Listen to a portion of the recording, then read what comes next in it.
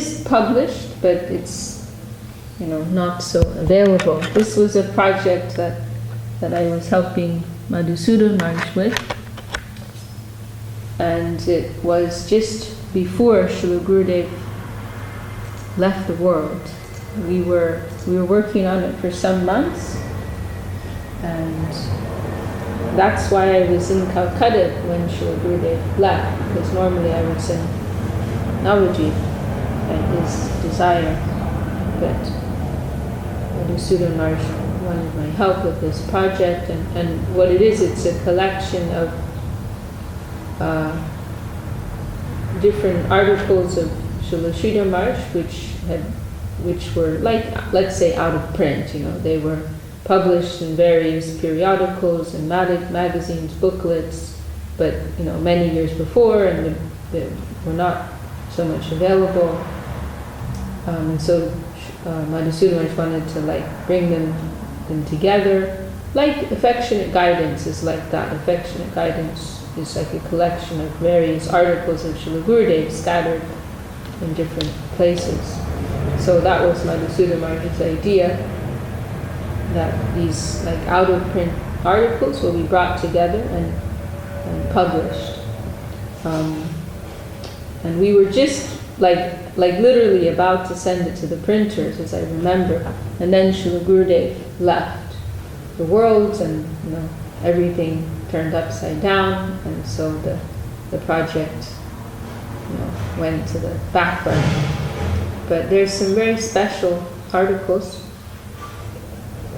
and one in particular, it was published maybe by Dayada Gauranga Prabhu. He was a devotee serving in London, and maybe also Malaysia, but it's a little very thin blue booklet. I wholesale belong to you. And so that was one of the articles included here. And it's very, very beautiful, very heart-touching. And I would like to read something here. Let's see. Where shall we begin?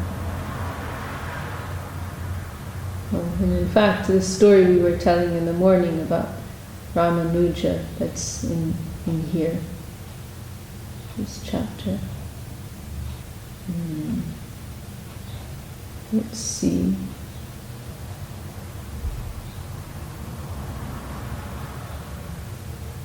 Okay. Well, Srila Sridhar Maharaj, he's giving some analogies of, he's making this point that where there, basically where there is the sun, darkness cannot stand. So where there is Krishna consciousness, then impurity cannot stand. And he's using this analogy of a ghost, that where there is, if the Lord is present, the Vaishnava is present, then the ghost cannot. I'll maybe kind of skim through some parts. So I'll start from the beginning of the chapter. I wholesale belong to you. Wherever there is any tinge of real Krishna consciousness, not a sham, then Krishna's protection comes to them. Whenever the light of the eyes of Krishna falls anywhere, then everything else, including ghosts and evil spirits, will have to retire. There is no help for them.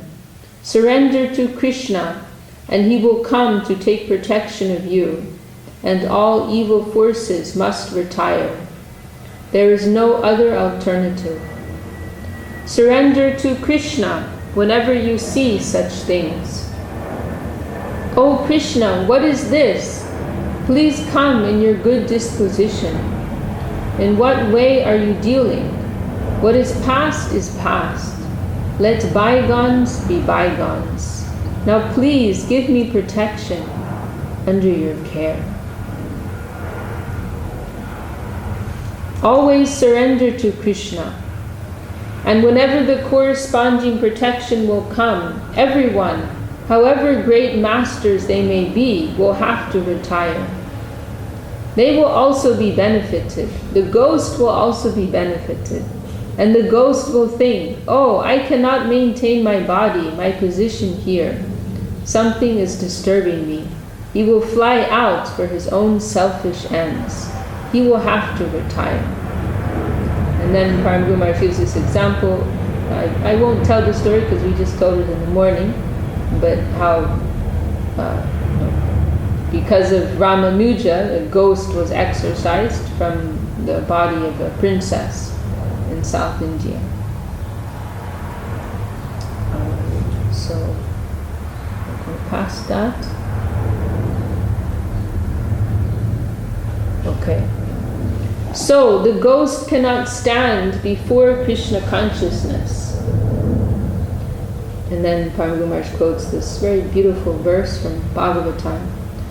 Shinvatam swa, and I'll just this is a personal class, okay? I would like to have the thing up here for everyone to see the text, but anyway, we didn't get around to it. But I'll just add, because there were some mistakes. There were quite a few mistakes in this original publication, so I had to go through the whole audio recording. We found the original audio and I went through it to check and make some corrections. And this verse I learned just by hearing Param Guru Maharaj chanting it.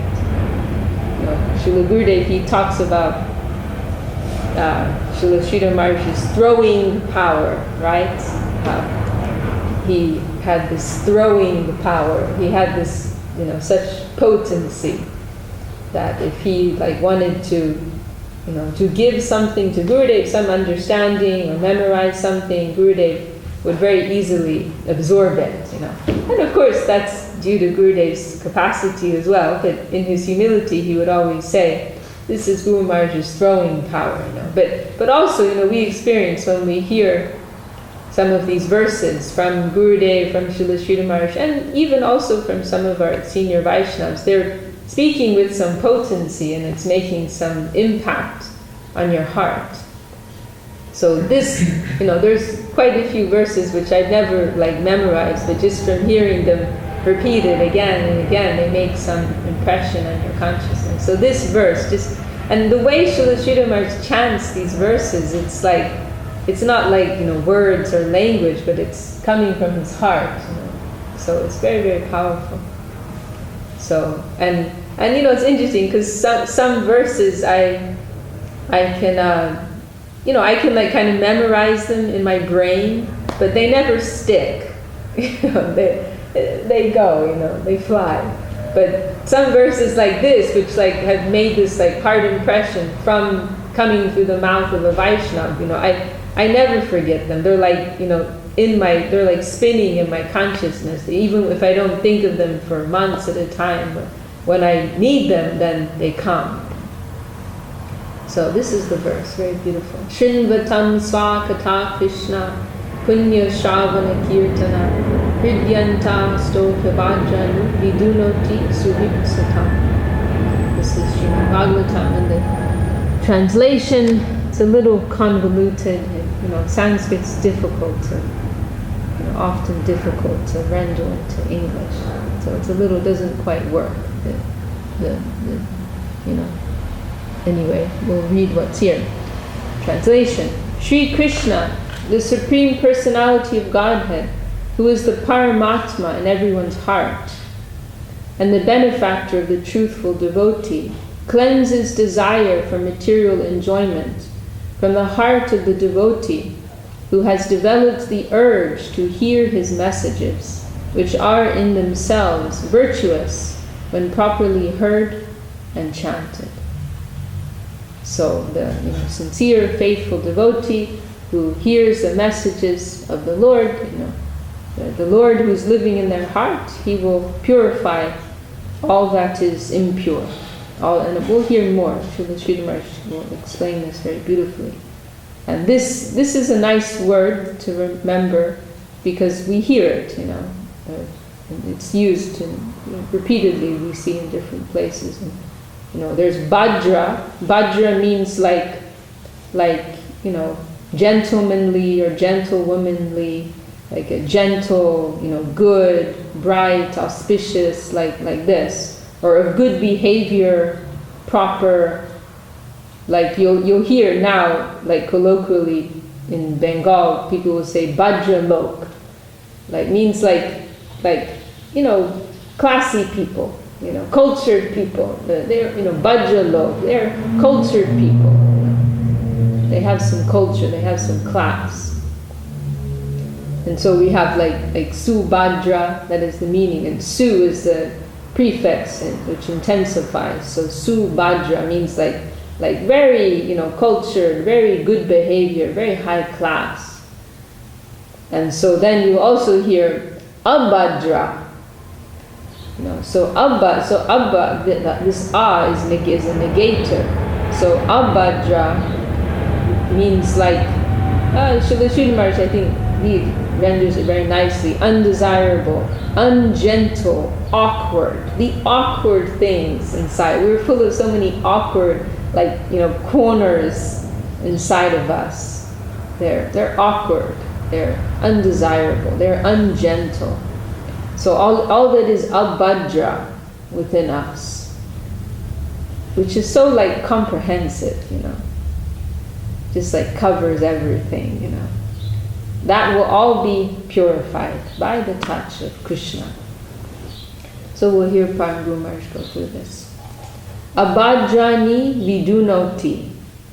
Whatever undesirable, ungentle, awkward things are within us are all brushed aside by Krishna consciousness. Just as when the sun rises, all sorts of darkness have to retire. All misconceptions have to retire. The different types of misconception in the world of misunderstanding and the misleading and separate interests. When we successfully merge ourselves to the universal interest of the whole organism, that is Krishna consciousness, consciousness of the Absolute, then all separate consciousness has to retire. I merge, I throw myself into Krishna consciousness. There are so many parts of misconception. There are so many parts of misconception. Or as Gurudev, as he's commented about the world of ego, how it is an ever-expanding world. That is also unlimited, the world of false ego. That is an ever-expanding world. There are so many parts of misconception, separate consciousness, as well as the results of separate consciousness. But when I prepare and I throw myself, and this is so Param Guru Maharaj is really getting down to the fundamentals of everything. What is karma actually? I did this and I did that. It's let's just boil it down to one word. Separate, it's the result of separate consciousness. It is the result, it is a consequence of thinking for the individual and not thinking of the whole, not thinking of the center. That's what it is. Seeing two causes, not one cause. So in the famous Bhagavatam verse, Bhayam Dvitya Biniveshata Syat is the first line. The boy, fear. How does fear arise? Dvitya Binivesh means to be absorbed in the conception of something. Dvitya means literally a second thing. To perceive a second thing. Actually, there is the one interest, there is the whole. There is Krishna's interest, there is the central interest, which is synonymous with the interest of the whole. But when we fall into that, consciousness of independence, individual interest, separate interest, then that is the result of fear, and that is the result of entanglement in this world. So there's separate consciousness, and then there's the results of separate consciousness. I mean, this is just so concise. There are so many parts of misconception. I just, Param Guru Maharaj, the way he explains things, it's just he removes all the esoteric and abstract and abstruse, and makes it so crystal clear. Like in one place he says, what is the meaning of divine? Divine this, divine that. What does it actually mean? Because at its root, it means dedication. At the root of divinity is dedication. So the more that one moves towards the consciousness of dedication, the more that they are divine. It's as straightforward as that. Or the divine Lord, the divine Master, divine, so on and so forth. That's what it means. Divine prasadam, divine temple means it's connected with the current of dedication, not exploitation, separate interest. But when I prepare and I throw myself for the universal flow, and also he says about prasadam, because people debate, what is prasadam? Has this glass of water been offered? We've heard that. Has this been offered properly? Did you chant the mantras? Or it's prasadam. I love that when devotees it's prasadam. Like you're worried. Yeah, that's what I'm worried about. People say that to me all the time. I offered it. And then you have to consider, how was it offered? Srila Sridhar Maharaj would say that, really, how was it offered? How can, actually, it's so audacious of us, to say, I'm trying to purify you with this prasadam, which I offered, it's so egotistical, actually. I'd rather take what comes from the hand of this other Vaishnava, which wasn't offered, So Srila Sridhar Maharaj says, what is prasadam? It's the will of Krishna. It's not like there's some particular formula. You do this and you do that and you chant this mantra and you place it like this and da-da-da-da-da. There's no formula there. But if Krishna's been pleased, if Krishna's decided to bless this, grace this, it doesn't matter what the background, thing was, how it came about. But, Krishna's will. If Krishna wills, then it is prasadam. So then may be, may not be. But I like how Goswami Maharaj, he just simplified the whole thing, that prasadam is what comes from the hand of the Vaishnava. If it comes from the hand of a Vaishnava, then it is prasadam. If the goodwill of the Vaishnava is behind it, then the goodwill of Krishna is behind it. So then it is prasadam. And there's that occasion when, Srila Sridhar Maharaj told when before he took initiation, he was visiting the Gaudiya Math, and one afternoon he went to the roof. Srila Saraswati Thakur was pacing back and forth and chanting his mala, and Srila Sridhar Maharaj just came and stood in one corner, and Srila Saraswati Thakur observed him, and he sent his servitor over to ask, do you have some question? You want to ask something? And Srila Sridhar Maharaj said no, and then he went back with, Prabhupada is asking, do you have something to say? No. And then I think there was a third one, which I can't remember. And then finally the servant came and said, well, Prabhupada is saying, if you've come here, you have some purpose in mind, so what is your purpose?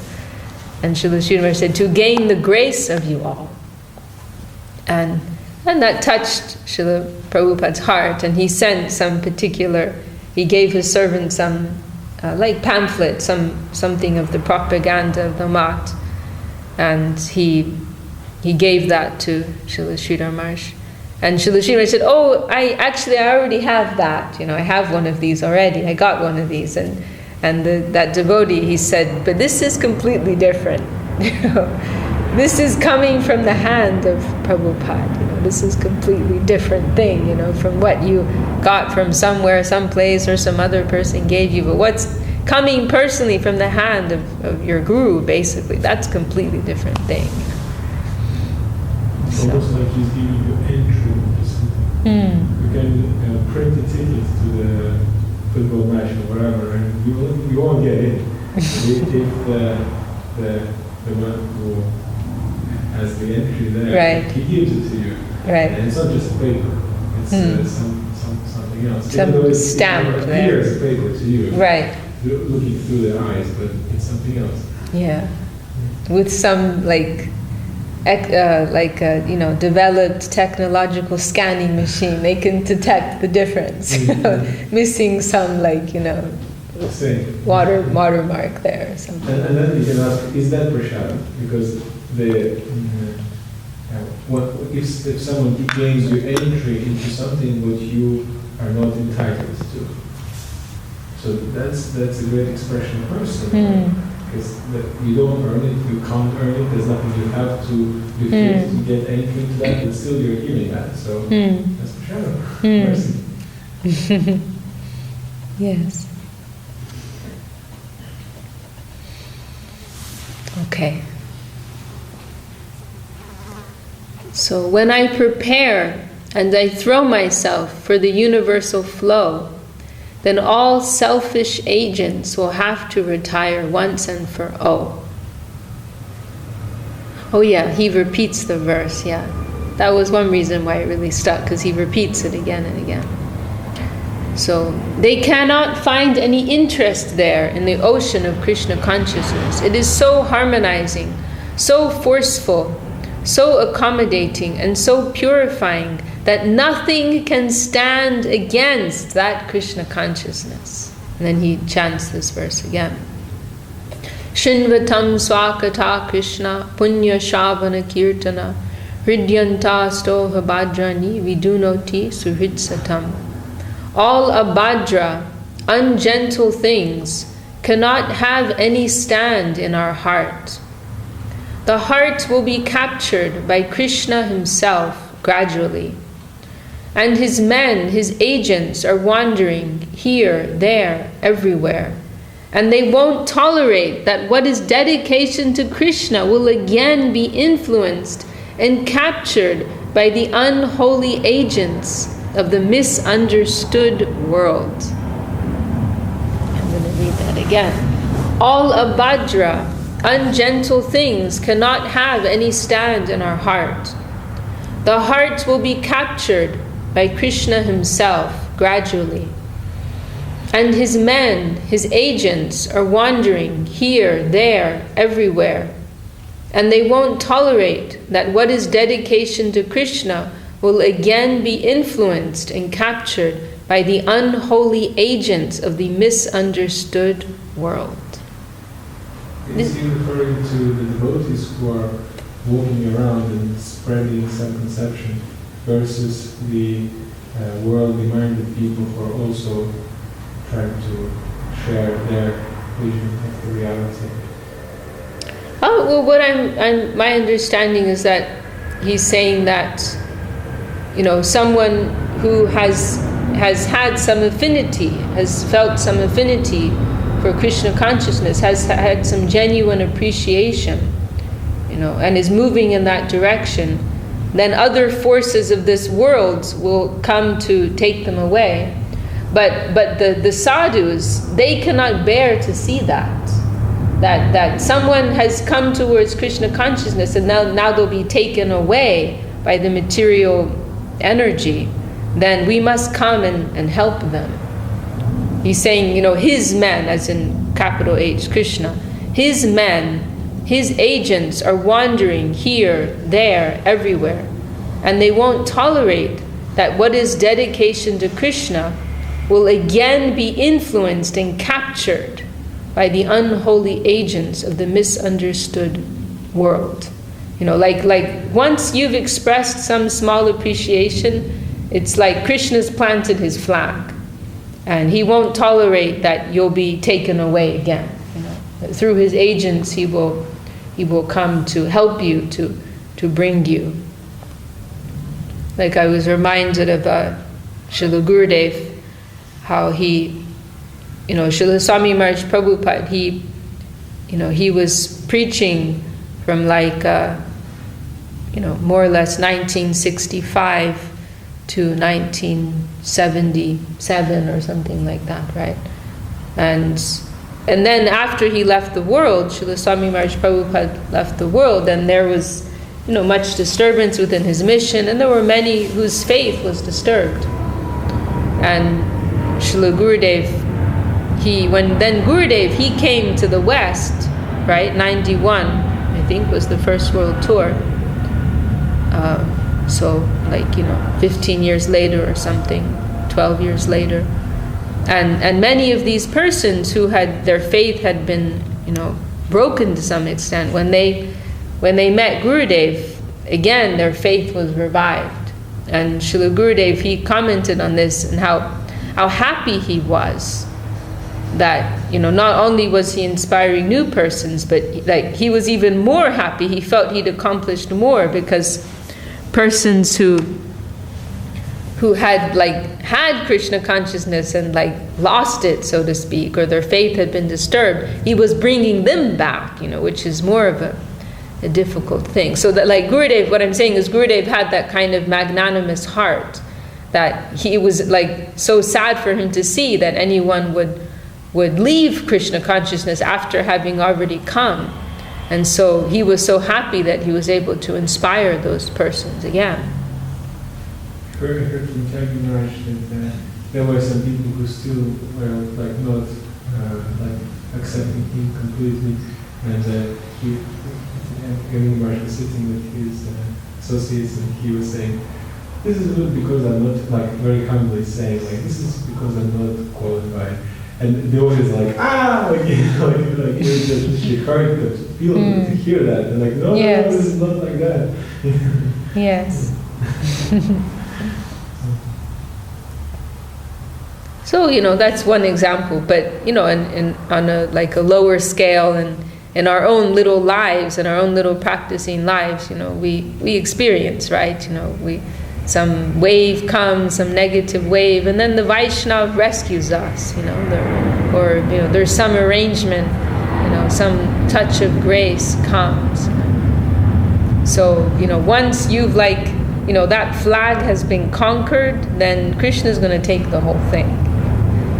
He's going to take the whole thing. Srila Saraswati Thakur, he gave the example of when a naval a naval army, a navy will come, and they'll land right by shore, and they'll plant their flag there, and they're claiming that piece of land, and then they'll gradually just work their way and take over everything, gradually part by part, piece by piece. So in the same way, we want, Krishna wants to take everything over like that. And Gurudev, he also added, the one strategy that soldiers have is when they do that, then they'll burn their ship. In terms of our own approach, that they land on the shore and then they burn their ship. There's no going back. Burn your bridges, burn the ship. There's only one way forward, ahead. There's also one analogy saying that, if we believe in the idea of rockets, if the rocket flies in the beginning, it has to burn fuel, so it leaves the zone of gravity of the Earth, but later it's pulled by a bigger body. So it's pulled by a bigger. So by the force of outer space, yes, you're saying? By the force of any other big, sun or wherever. But the the gravitational field. Yes. Okay. So remember, you're talking to a dummy in this area. So you're saying the fuel propels the rocket, yes, and then when it reaches outer space, then it's... The way they design a rocket is a small piece, and there's a massive thing which burns a lot of fuel, and at some point it disassembles it and it falls down. So that piece is necessary to leave the gravity, the pull of this, and once it's reached that state, the rocket abandons that, because this is not important anymore, or this is not something which will help further, because later the rocket is pulled by the gravity of that plane. You know? So in a way, like in the beginning of the spiritual life, you have to put effort. It's like sadhana. Yeah, sadhana, but the effort to go through. But later, when you start getting a higher taste, or you start really feeling it, you don't need to put any more effort. That's beautiful. Your mind becomes your friend, because it's a really thing you love doing. You just do it. Very nice. That's awesome.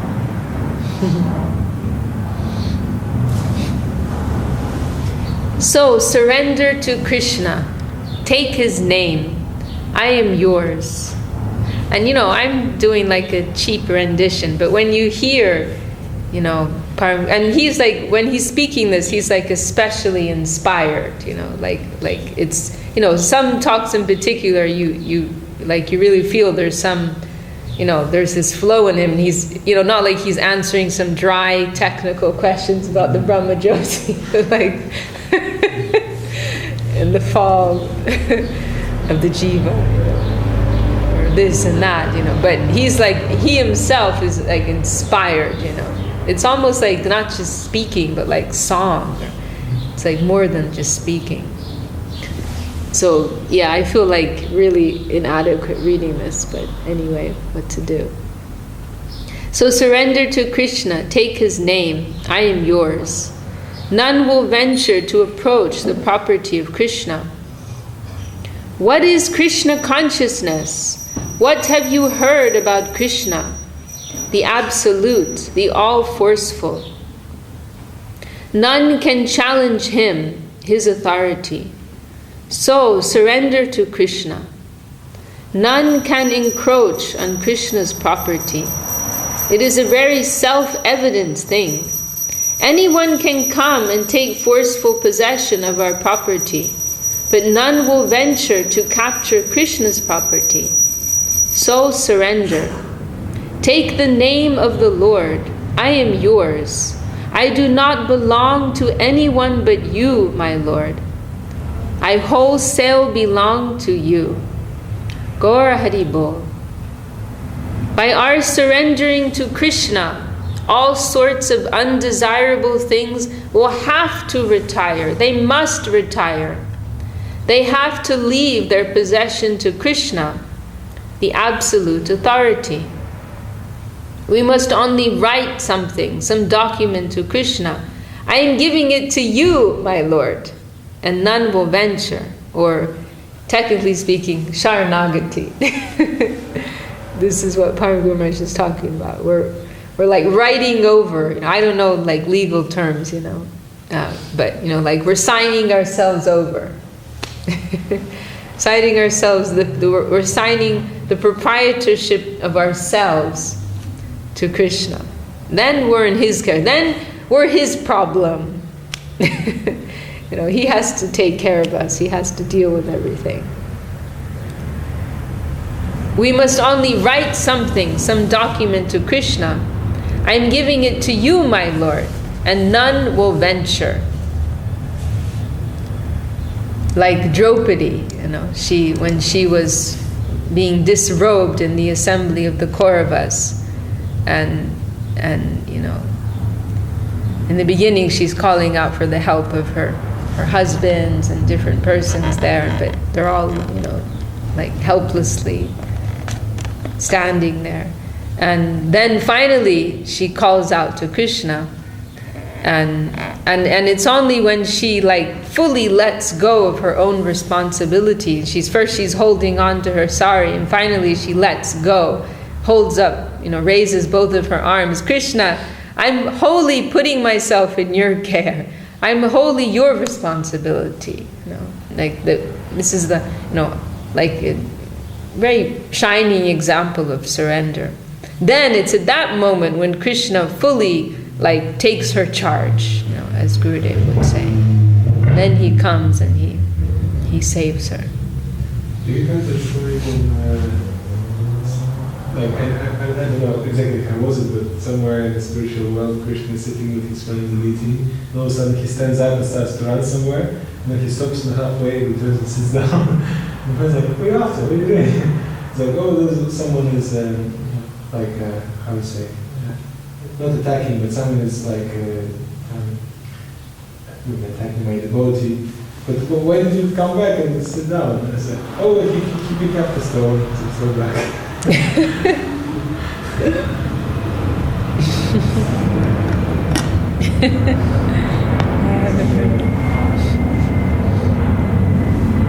Whatever forceful possessions are there already, they will have to retire with all their documents. So others may have some, think they have some claim, right, to us, and they have some, but you signed this paper, you owe me this, you owe me that. But if they see that you are in Krishna's care, if Krishna is your guardian, then they will withdraw. Exclusive Krishna consciousness. I belong to none but you, my Lord. I do not even belong to me, my ego. The ego of separate interest must be dissolved, and one will find that I am Krishna's. I belong to Krishna. My inner self belongs to Krishna. Only it is the outer ego that thinks, I am master of this world. I am monarch of all I survey. Go to Krishna, Mahaprabhu. Please accept me, my Lord. What is this that formerly I had devoted myself to you, and now these evil agents are coming and disturbing me? You do not care of taking possession of your own property? I am your property. If anything is wrong within my documents, please correct it and accept me. It is so hearty a transaction, so beautiful. It's, Param Guru Maharaj is expressing this very deep mood of intimacy. It's sometimes we see, somebody may try to correct us, or you're doing this wrong, you're doing that wrong. But okay, but tell me the right way, show me, teach me, I'm yours, I'm your servant, or I'm your child, or whatever. We're not two separate parties here, but I am yours, I belong to you. So if there's something wrong with me, that's your responsibility, actually, So please, take care of me, fix me, I am your property, I belong to you. Very, very, as Param Guru Maharaj says, it is so hearty a transaction. And this always reminds me of one line in one of the Gopinath songs of Srila Bhakti Thakur. Gopinath eki vichara thava vimukha dekhiya. That, oh Gopinath, is this your decision? Seeing that I am averse to you, you will not give me a drop of your mercy? In other words, saying, seeing that I don't want your mercy, you're not going to give me your mercy? What is this? This is logical, but I need mercy. As Prabhu said, mercy, there's no qualification that will attract mercy. It's not that we will deserve it, So you're seeing that I don't want your mercy, and so you're not giving me mercy? What is this? No, you have to look past all of that. I am your own. You have to, in spite of me, you must give me your grace. You must help me. I am yours. But that's the disease of not willing to have mercy from the Lord. And that's the conditioning, and that's the, I'm so sick and I'm so conditioned. You will abandon the sick patient, the one who is totally unconscious. Right. Or like you see with children sometimes, you're trying to help them. You're trying to give them what they need, and they're resisting that, right? But the really loving parent is, in spite of that, going to keep doing that. No, I know that you need me. Even though you think you don't need me, I know that you need me. So I have to keep trying to help you, even though you're saying you don't. Practically every parent has to go through this at one stage or another, right? So it is a type of intimacy. that is there. So we should have some feeling like that.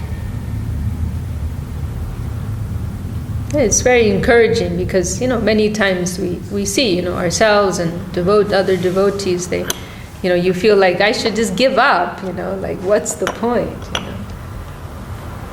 But we have to become more dependent on the mercy of the Lord.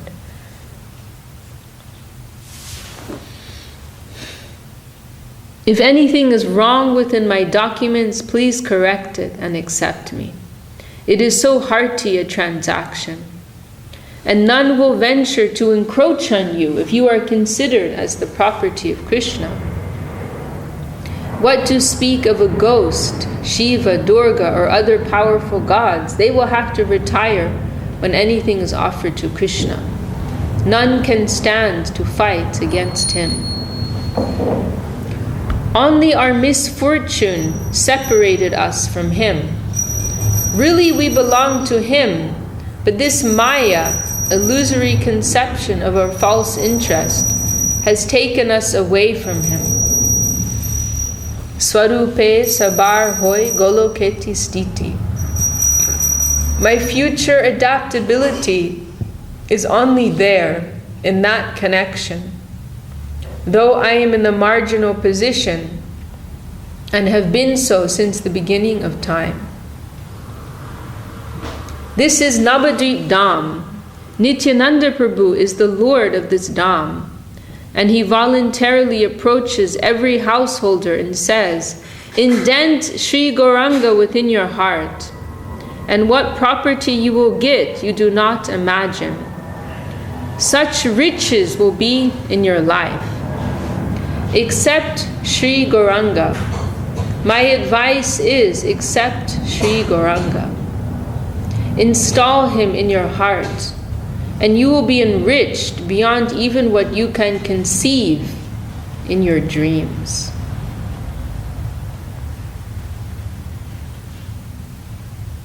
Nityananda Prabhu is the Lord of this Dham, and he voluntarily approaches every householder and says, indent Sri Gauranga within your heart, and what property you will get you do not imagine. Such riches will be in your life. Accept Sri Gauranga. My advice is accept Sri Gauranga. Install him in your heart, and you will be enriched beyond even what you can conceive in your dreams. So appeal to Nityananda Prabhu, and this place is Aparad Bhanjan Pat. When Mahaprabhu came here again after sannyas, all the culprits of previous times fell on his feet, and they were all excused, they were forgiven. That is the Aparad Bhanjan. All serious offenses were forgiven when he came here in this kuliya after taking sannyas. This is such a place on the Ganges, the Govardhan of Vrindavan in concealed form. Pray to Nityananda Prabhu. Please offer me to Sri Gauranga, and I will get Vrindavan automatically, we are told by the experts. So please accept me. Give me the admission card. None will venture to encroach upon me. There is a lot of mental disease. This is Srila Sridhar speaking. There is a lot of mental disease. Whims. There are so many whims. You know this word, whim. A whim means like a very random desire. Like, oh, I feel like doing this, or oh, I feel like doing that, or this, or oh, like this is a whim, like very random desire that we have. I feel like eating this. Oh, I feel like eating that. I feel like watching this. Our minds are like this, like so whimsical. Whims. There are so many whims. Hunting. It's so awesome. There are so many whims hunting in our mental area, in subtle or gross forms. I feel like doing this, I feel like doing that, I feel like going there, I feel like going here, I feel like eating this, oh now I feel like eating that. Like this, like always this like hunting, as Paraguma says. They're hunting. There are so many whims hunting in our mental area in subtle or gross forms. As much as Krishna consciousness will take possession of our heart, they will have to retire automatically. They will have no other alternative. Our Guru Maharaj told, only allow the Krishna consciousness to land on your heart, and Krishna consciousness will capture the whole. None can stand against him in any fight. So it's not like we're trying to give this up or give that up or not do this or not do that, but allow Krishna to land on our heart. He'll do the rest. He'll take care of it. He'll clean everything up. Krishna consciousness is so generous, so broad, so powerful, so heart-touching, that none can stand against him when he wants to capture. Because that place is home, we feel home comfort, home assurance. I am getting home affection assurance. So all other things have to retire. They will have to retire. Such is Krishna consciousness. All proposals of all different prospects of life will have to retire forever when Krishna consciousness enters into any part. It is so homely. He is the real Lord of the heart. When he comes, all foreigners have to go away. They have no other alternative. It is such Krishna consciousness. Only he can satisfy all our inner demands. Every part of our heart's demand is fully satisfied by him only. So when he comes to enter, to take possession with the sweet relationship of every atom in our existence, then all other possessors will have to retire forever. So when he comes to enter, to take possession with the sweet relationship of every atom in our existence, then all other possessors will have to retire forever. It is such Krishna consciousness. Love is his weapon. Sympathy, ownness. I am your own. So much own that you have never experienced that such one can become our own.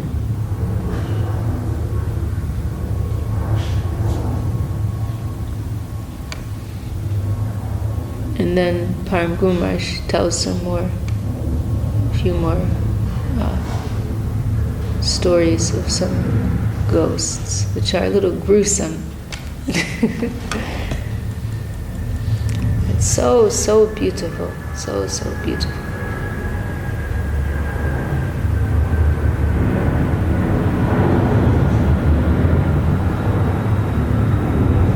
Okay, we can finish there, I think.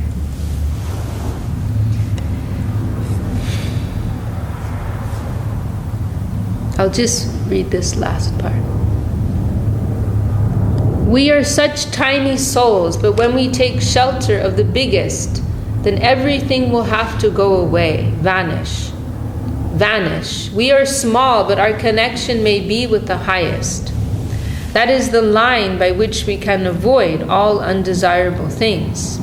Srila Guru Maharaj once told in a lecture in Bombay, a poor girl has got nothing in her possession. But if she is married to a prince, the kingdom can come under her command. Through her relationship with the prince, she can think, the whole kingdom is mine. She was on the streets the other day, but this connection with the prince may make her think that the whole kingdom is at her command. Such a high position we may get if we get a real connection with Krishna. Through him, everything is ours. Jai Srila Bhakti Rakshak Sridhar Dev Goswami Maharaj ki Jai, Jai Srila Gurudev ki Jai. Very inspiring. Okay, and to turn off the camera, then we'll have Arati in a minute.